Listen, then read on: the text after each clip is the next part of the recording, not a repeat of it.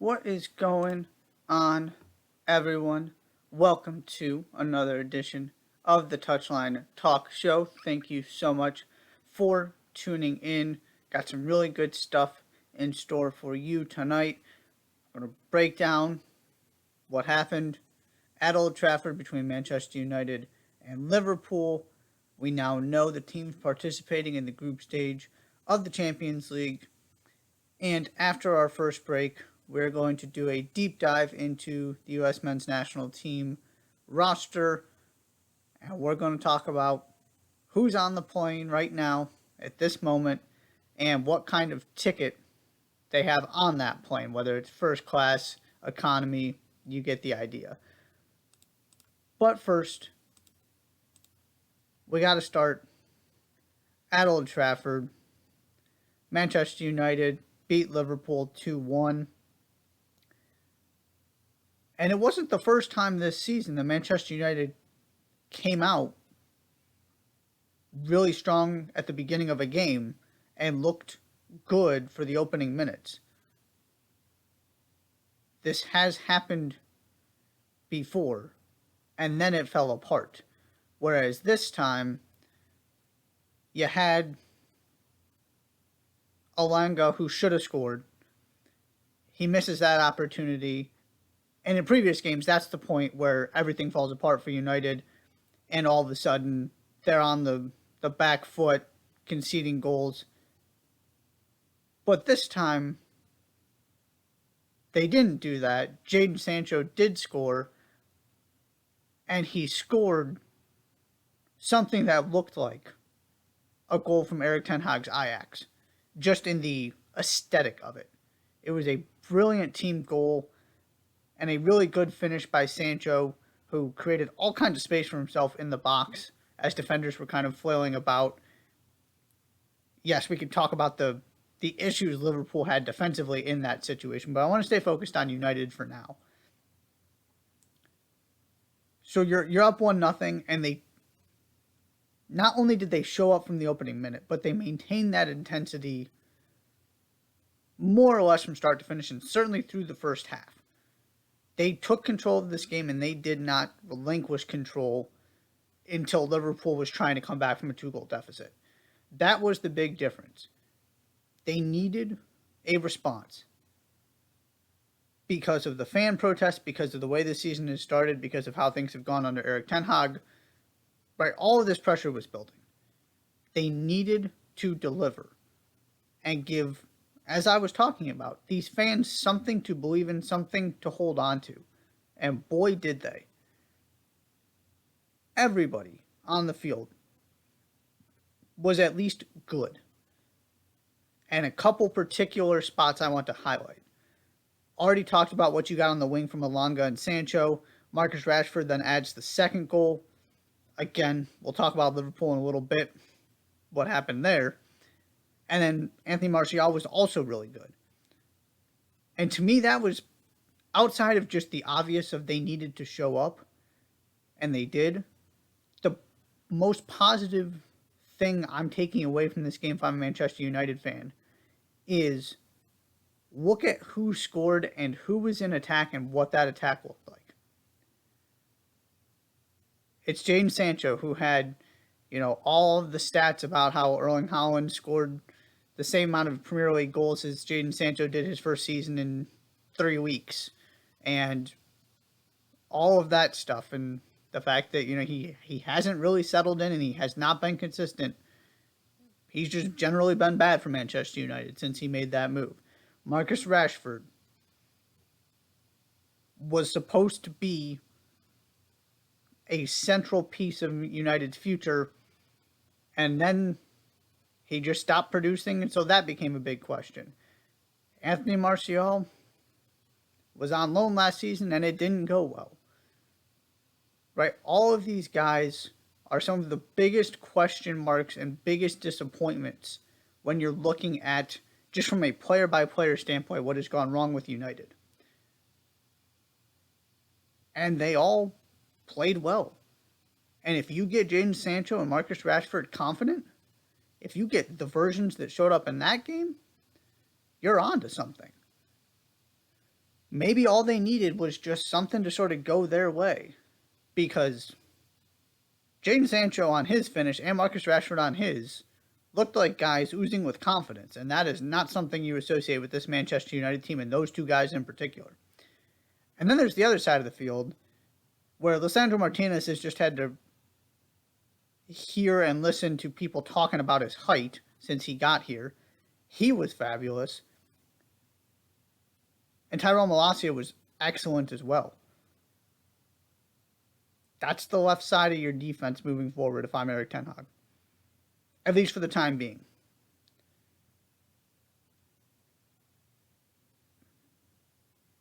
He made a bold decision that ultimately paid off in benching Harry Maguire. Rafael Varane is going to be a starter. You got to give those two guys on the left side at least 3, 4, 5 games before you consider putting Luke Shaw and Harry Maguire back into the equation. They were that good. The performance overall was that good. And playing Christian Eriksen in a deep line position actually worked in this game, unlike previous weeks, where I would still argue, been played out of position every single game. But this time there was no price to pay for it because their press was so good. There was such a high level of intensity. It just worked. All that being said, this has happened before and I am not falling for it. The first part of that being they were not incredibly convincing seeing out this game. They gave up the goal to Salah. Certainly deserved to win over the 90 minutes. But they weren't acting like a team that has been there and believed they could actually get this over the line. That worries me. And in fairness, it's because they haven't they haven't been that team. And then, as I said, they have had these singular games where they are outstanding. At times under Solskjaer. Maybe not so much under Rangnick. But in this era of Manchester United, where so much has gone wrong, it's not like it has been all bad. There have been these patches in these individual games where they can fool you into thinking everything's fixed. And then, whether it's the following week, a month later, 2 months later, they go back to looking like the team they have been for the past 2 weeks to start this season. They needed this game. And shout out to JJ Devaney from Caught Offside who made this point, and I agree. He said Manchester United behaved like this was a cup final. We just need to get we just need to get the win. Who cares what it looks like? Tactics, we don't need to do everything exactly the way Erik ten Hag wants. We need to win. That is not a sustainable formula week to week. They have always had this performance in them because they've displayed it. The question is, and where I still am not close to sold, can you do it week to week? Because that's what it's going to take to get Manchester United back into the Champions League conversation. These other teams are just too good. You can't look great one week and be disastrous the next two, and then okay the next one, and then good. And you got to beat the teams you're supposed to, and you got to show up in the big games. They haven't done either of them anywhere near consistently enough. And yes, there is the benefit that Casemiro is going to walk into this. And by no means am I convinced this signing is going to be a home run with the amount of money they're paying for him and the money they are paying him.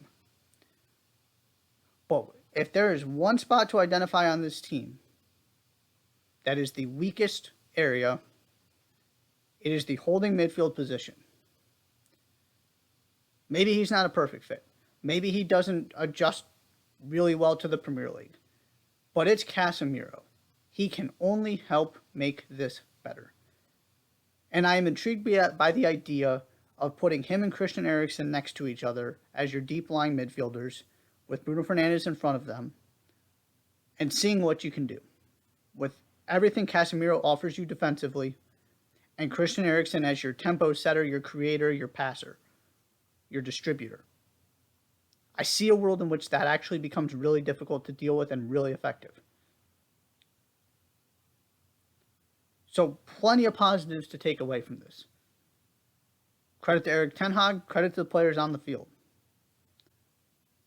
You got to show me more before I change my entire tune on Manchester United, though. Because we have seen this story before, and the next act has always been more disappointment, more bad performances. That's the part that needs to change. On the Liverpool side of this, I'm still not willing to hit the panic button, but there are reasons for concern, and I said this after draw number 2. And especially now that you just lost another game and dropped 3 more possible points. This is now a conversation about top 4 and not about going toe-to-toe with Manchester City. The team in the best... To me, Liverpool are the team in the 4th best position to battle Manchester City this season. Give me Arsenal and Spurs before Liverpool at this point. And that's primarily because of A, the start, and B, the injuries. Which is where the biggest reason why I'm not going to the panic button quite yet. These are not season-ending injuries. These players are going to come back. They are slowly going to get healthier, at least in theory. And I don't think enough attention gets paid to how important it is for that midfield and in general those front 6 players to execute Jurgen Klopp's vision and to press and to create that chaos and those turnovers in the middle of the field and get out in transition and pin teams in. Because they couldn't do that in this game. And then you start seeing all of the flaws. The amount of space their center backs were trying to deal with. Trent Alexander-Arnold's terrifyingly bad spatial awareness and understanding of what's around him. And general willingness to defend. That stuff gets covered up when you're playing in the other half of the field, your opponent's half, consistently winning the ball back in the midfield. You're running the game through Alexander-Arnold and Andy Robertson. All of that, and you get to set up the high line. All of that makes those problems, for the most part, go away. But when the midfield is not firing, which is part of the issue when you lose 3 guys I consider quality, starting quality. I'm a huge Curtis Jones fan. And he's just kind of getting disregarded because Thiago's not out there and Naby Keita's not out there. But to me, those are three guys I would have put on the field ahead of James Milner if they were available, and I think Klopp would have too. You run into some major trouble. It is all built to make it work one way. And there are other solutions they have because of the individual attacking talent, but when you don't have Darwin Nunez out there and you don't have Diogo Jota available, it spirals very quickly. That is the part of this that scares me and why I don't see any way they're going to be able to go toe-to-toe with Manchester City. They are not going to have time to get all of these players back and still be 3 points back or something. They're already in a massive hole. So to me, this is now a conversation about Champions League. The other reason I'm not willing to freak out yet is, did Virgil van Dijk fall off a cliff in terms of his play and his form? It is terrifying how bad he has been so far this season. I just find it hard to believe that, you know, 3-4 months ago, he was Virgil van Dijk, and all of a sudden, he went on holiday and got a break between seasons and is now this player. Poor stretches of form happen. I expect him to pick things back up. He's simply too good. But if that doesn't happen, that is just another issue Jurgen Klopp has to deal with. So I'm to the point where I'm past the point of the denial phase of this, where I really struggled with that part of this the last time they fell apart. Was I can't believe this is actually happening. This can't be real. It's not going to happen again. They're going to win next week. And they're not going to lose at Anfield again. Then they just kept losing at Anfield. I have already gotten past the denial phase of this. I'm just not willing to say it is a catastrophe where you need to push the panic button yet. Let's give it a couple more weeks, see how they respond. But this is a conversation, first and foremost now, about can they qualify for Champions League. Because Spurs aren't going anywhere, Arsenal aren't going anywhere. We'll see about Chelsea, and Manchester City obviously aren't going anywhere either. I'm curious to see if Manchester City can actually run away with this league. Of course, they have the ability to. But if Arsenal and Spurs can give them trouble the way they did last season, we might be able to make this interesting without Liverpool being a factor. It's a big ask. We're still very early. I'm not willing to firmly declare Arsenal and Spurs title contenders. But if you're going to ask me if you're rooting for somebody to go give Manchester City a good run this season, if that's what you're asking me is which teams should I be looking to do that, it's Arsenal and Spurs, not Liverpool for me at this point. Now, they could rattle off 15 wins in a row. It's possible. But those injuries matter. The fact that they've lost half their midfield matters. The fact they lost 2 attackers matters. And again, these guys are going to come back. I expect them to pick it up. I have the utmost faith in Jurgen Klopp. I do think they're going to end up a top 4 team.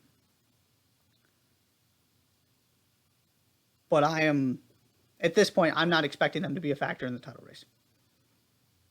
It's not going to be fixed overnight, and they're simply too far behind.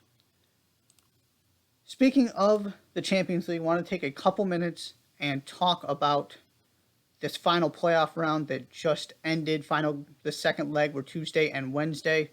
So now we know the final teams who are going to be in the group stage. Not going to go through all of them here. A couple ones to highlight, though. Benfica, back from Portugal, off to a very good start this season. Maccabi Haifa from Israel, really cool story there. Copenhagen from Denmark, is always in the Champions League / Europa League sort of conversation. They are back.